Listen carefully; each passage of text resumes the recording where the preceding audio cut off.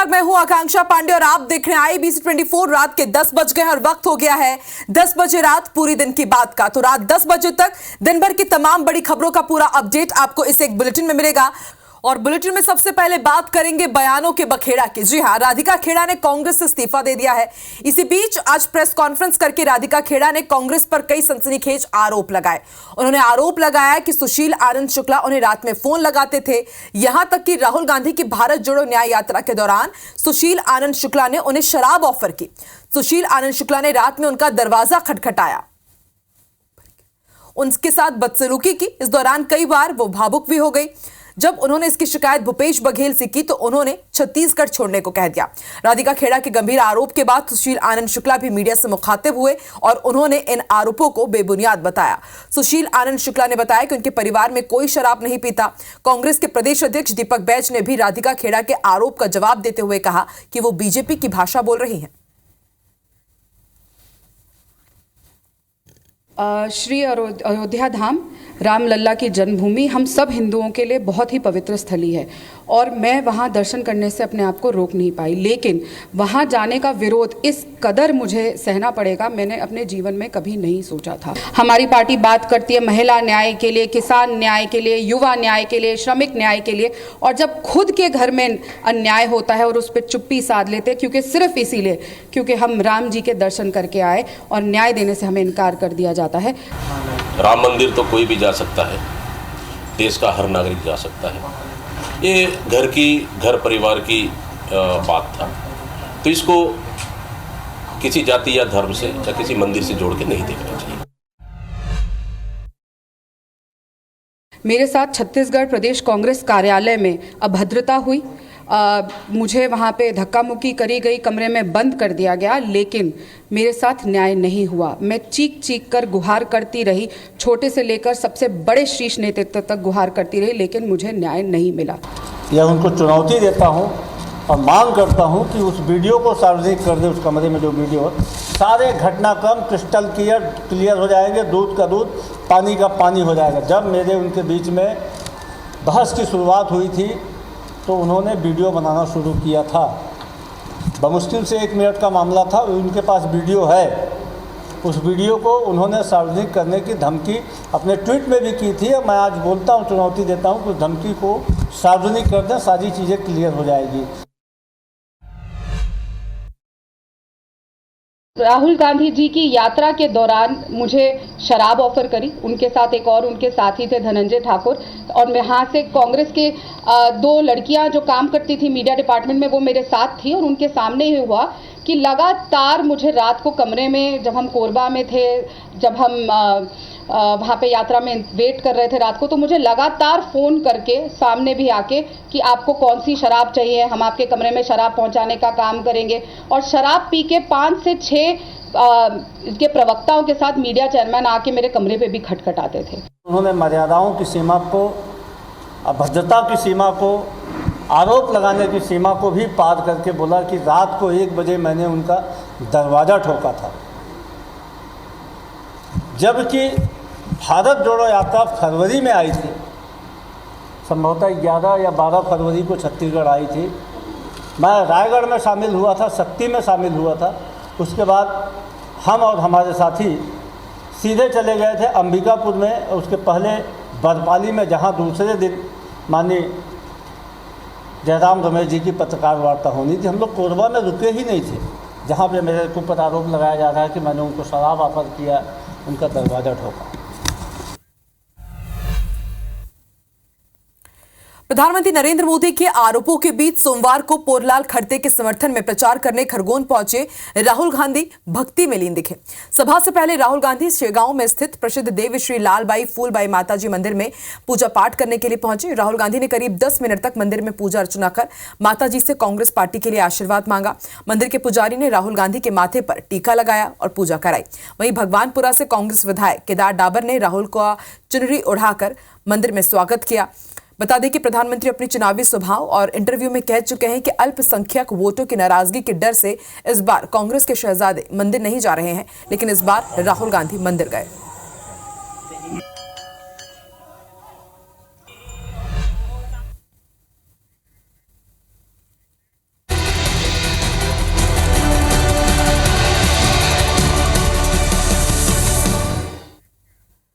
तो देश भर में कल तीसरे चरण का काउंटडाउन शुरू हो चुका है। 11 राज्यों की कुल 93 सीटों पर वोटिंग होनी है। 1331 उम्मीदवारों की किस्मत ईवीएम में कैद होगी।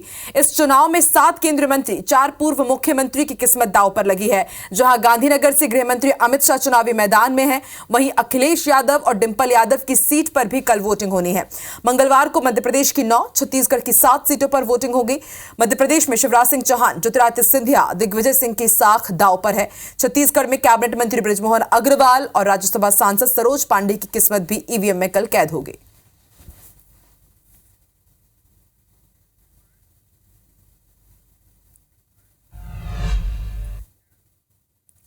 तो तीसरे चरण के लिए मंगलवार को छत्तीसगढ़ के 7 लोकसभा सीटों पर वोट डाले जाएंगे, जिसको लेकर पोलिंग बूथों पर मतदान दलों के रवाना होने का सिलसिला जारी है।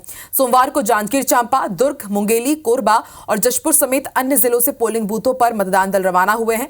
हम आपको 5 तस्वीर दिखा रहे हैं। पहली तस्वीर जांजगीर चांपा जिले की है, जहां जिला निर्वाचन अधिकारी आकाश शिकारा ने कर्मचारियों को गुलाब भेंट कर निष्पक्ष मतदान कराने का संदेश दिया।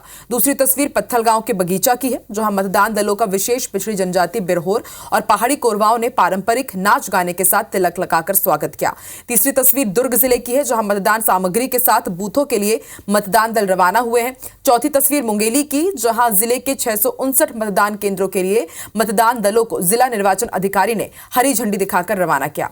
पांचवी तस्वीर कोरबा की, जहां आईटी कॉलेज परिसर के स्ट्रांग रूम से मतदान दलों को रवाना किया गया। चुनाव में पुलिस और जिला प्रशासन के कुल 8000 कर्मचारी मतदान की प्रक्रिया को संपन्न कराएंगे।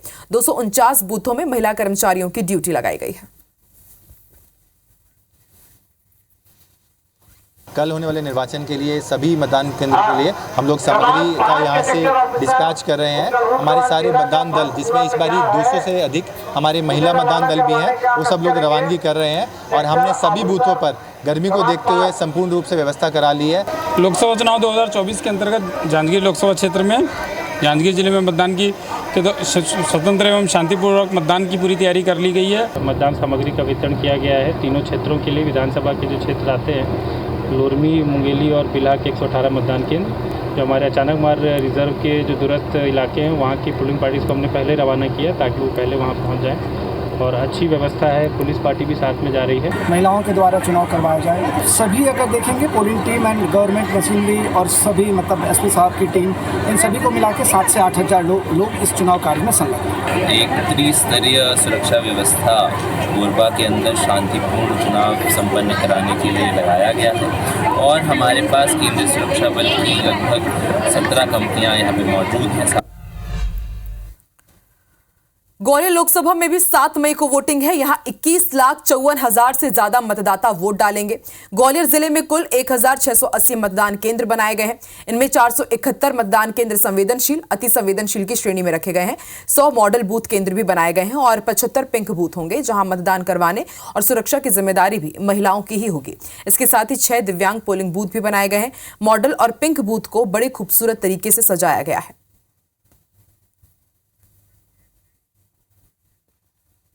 देखिए, मॉडल बूथ के रूप में हम लोगों ने 100 से अधिक बूथ तैयार करे हैं और 75 ऐसे बूथ हैं जो कम्प्लीटली महिलाओं की टीम के द्वारा रन किए जाएंगे। उसको हम पिंक बूथ बोलते हैं। इसके अतिरिक्त मतदाताओं के लिए भी हमने एक लकी ड्रॉ की व्यवस्था रखा। साथ ही साथ हमारे 6 मतदान केंद्र ऐसे हैं जिनको संभालने वाली पार्टी डिसेबल्ड है, यानी उनको किसी प्रकार की दिव्यांगता है।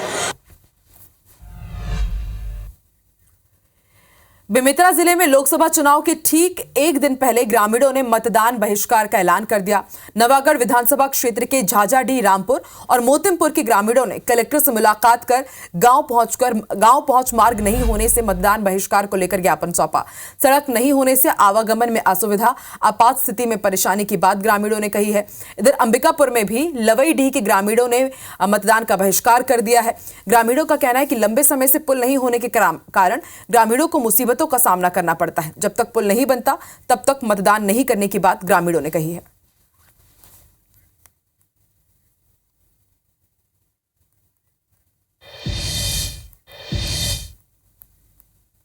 आगे देखेंगे भाई, बोल रहे हैं। आप लोग क्या निर्णय ले रहे हो? अब तो हम लोग जब तक नहीं करेंगे, काम हमारे पास नहीं होगा, तब तक हम लोग बहिष्कार में बैठेंगे। सभी ग्रामीणों को मेरी तरफ से समझाइश है कि मतदान दिवस पे मतदान केंद्रों में जाएं और जहां तक उनकी जो विकास संबंधी जो भी मांगे हैं उन पे हम जरूर कार्रवाई करेंगे। छत्तीसगढ़ में तीसरे और अंतिम चरण का प्रचार थमने के बाद अब प्रत्याशी घर घर जाकर जनसंपर्क कर रहे हैं। भाजपा प्रत्याशी बृजमोहन अग्रवाल, सांसद सुनील सोनी, प्रदेश महामंत्री संजय श्रीवास्तव, भाजपा विधायक राजेश मूणत, पुरेंद्र मिश्रा, मोतीलाल साहू और अनुज शर्मा अपने अपने क्षेत्र में वोटिंग के लिए बूथ मैनेजमेंट में लगे हुए हैं। इसको लेकर सुनील सोनी ने रामसागर पारा मंडल और संजय श्रीवास्तव ने रविनगर में भाजपा कार्यकर्ताओं की बैठक ली। भाजपा ने हर कार्यकर्ता को कम से कम 50 वोट डलवाने और हर बूथ में पिछले बार से 370 प्लस की लीड का टास्क दिया है। सांसद सुनील सोनी ने कहा है कि वोटिंग के एक दिन पहले की तैयारी काफी महत्वपूर्ण होती है, इसलिए आज भाजपा के सभी विधायकों और वरिष्ठ नेताओं को बूथ मैनेजमेंट पर विशेष ध्यान देने के लिए कहा गया। हम बूथ मैनेजमेंट कर रहे हैं। बूथ में हमारे आदमी बैठे, वोटर्स बाहर निकले और जो वोटर निकलेंगे वो मोदी को वोट देंगे, मोदी जी की गारंटी को वोट देंगे, तीसरी बार प्रधानमंत्री बनाने के लिए वोट देंगे। इंदौर में कांग्रेस प्रत्याशी अक्षय कांति बम के नामांकन वापस लेने और बीजेपी ज्वाइन करने के बाद से ही कांग्रेस बौखलाई हुई है। कांग्रेस नेता नोटा दबाव अभियान चला रहे हैं, जिससे भाजपा की टेंशन बढ़ गई है। यही कारण है कि रविवार को बीजेपी आलाकमान ने अचानक बैठक बुलाई थी। कांग्रेस प्रवक्ता नीलाभ शुक्ला ने कहा है कि बीजेपी केवल अपनी सोच से हार रही है। बीजेपी की सोच ही छोटी है, वो डर्टी पॉलिटिक्स खेलते हैं, इसलिए अब जनता के पास नोटा का ही ऑप्शन है। वहीं बीजेपी प्रवक्ता नरेंद्र सलूजा का कहना है कि कांग्रेस सिर्फ लोगों को बहलाने का काम कर रही है, लेकिन जनता समझदार है। निश्चित रूप से जो हरकत भारतीय जनता पार्टी के स्थानीय नेताओं ने यहाँ षड्यंत्र किया है, कहीं ना कहीं दिल्ली को भी उसका जवाब देना पड़ेगा। और जब जनता मन बना चुकी है कि हिंदू की जनता आहत है, हिंदू जनता पहले ने कहा एक बदनुमा दाग लगा हिंदू जनता पे, आज तक ऐसा कभी नहीं हुआ कि लोकतंत्र का इस तरह उपहास बनाया गया।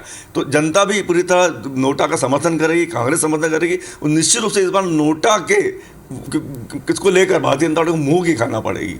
अब लोकतंत्र में जो मतदान का अधिकार है लोगों को उससे वंचित करने का काम कर रहे हैं। कह रहे हैं नोटा में वोट दो, मतलब अपना वोट जो है व्यर्थ करो। तो निश्चित तौर पे जीतू पटवारी के इस निर्णय के खिलाफ पूरा शहर है और निश्चित तौर पे जीतू पटवारी अपना नाकारापन और अपनी असफलता शहरवासियों पर थोपने का काम कर रहे हैं और जनता उनको कराना चाहती है।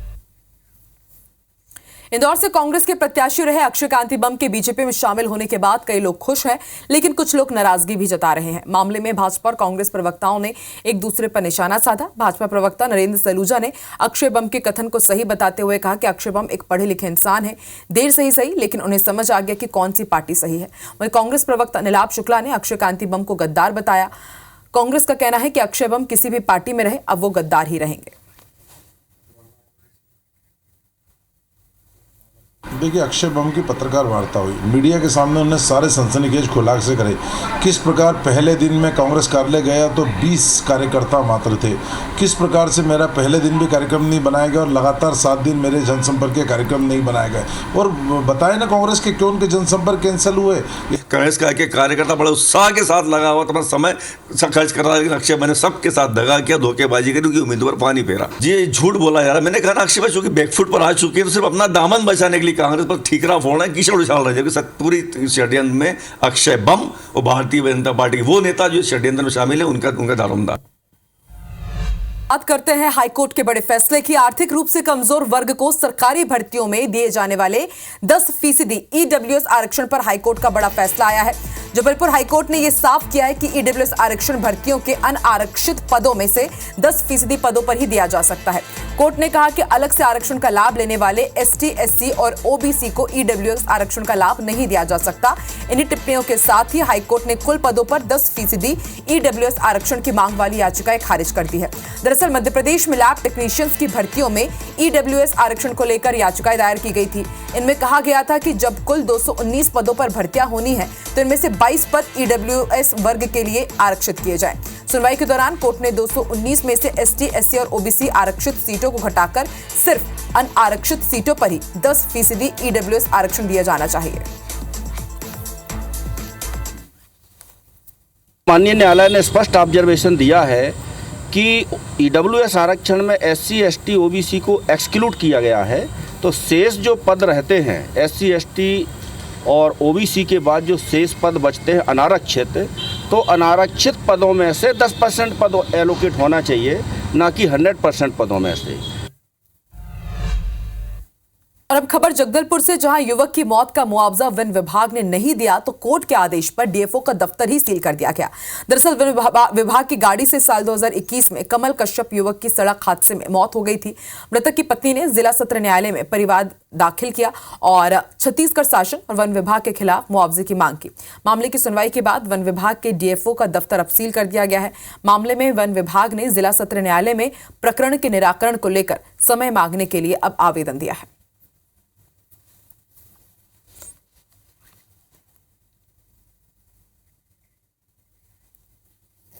तो कुर्की की कार्रवाई अगर कल आ जाता है तो कलेक्टर कार्यालय की कुर्की की कार्रवाई नहीं होगी, और अगर राशि जमा कर देते हैं तो ये कार्यालय की भी न्यायालयीन आदेश से खोल दिया जाएगा। क्योंकि मैटर ये नहीं है कि इनको सील करके संपत्ति मैटर ये है कि मृतक परिवार को मुआवजा राशि मिलना। मुआवजा राशि जमा होते ही ये सारी प्रक्रियाएं समाप्त हो जाएगी। कोर्ट में तो प्रकरण चालू हो गया अपील का, लेकिन जहाँ तक भुगतान का प्रश्न है तो वो तो क्योंकि आचार संहिता लगा है इसलिए 4 जून तक तो नहीं हो पाएगा, उसके बाद ही जो है होने की संभावना है। तो हमने ये भी न्यायालय के नॉलेज में ये बात लाया था कि हमको कम से कम जून तक का टाइम दिया जाए। भिलाई निगम में एक बार फिर कांग्रेसी पार्षदों को झटका लगा है। वार्ड 35 से कांग्रेस पार्षद और उप सभापति मोहम्मद सलमान को संभाग कमिश्नर ने पार्षद पद से बर्खास्त कर दिया। फर्जी जाति प्रमाण पत्र से चुनाव लड़ने के मामले में नेता प्रतिपक्ष भोजराज सिन्हा और निगम के भाजपा पार्षदों की शिकायत के बाद एमआईसी सदस्य मोहम्मद सलमान को संभाग कमिश्नर ने एक्शन लिया है। नेता प्रतिपक्ष भोजराज सिंह ने हाईकोर्ट में याचिका दायर की थी। इसके बाद हाईकोर्ट ने संभाग कमिश्नर को 3 महीने के अंदर मामले के निराकरण के निर्देश दिए थे। सप्ताह भर के भीतर ही भिलाई निगम के 2 कांग्रेसी पार्षदों को फर्जी प्रमाण पत्र के मामले में बर्खास्त किया गया है। अब निगम में कांग्रेसी पार्षदों की संख्या घटकर 36 से 32 हो चुकी है, क्योंकि 2 पार्षद पहले ही भाजपा का दामन थाम चुके हैं।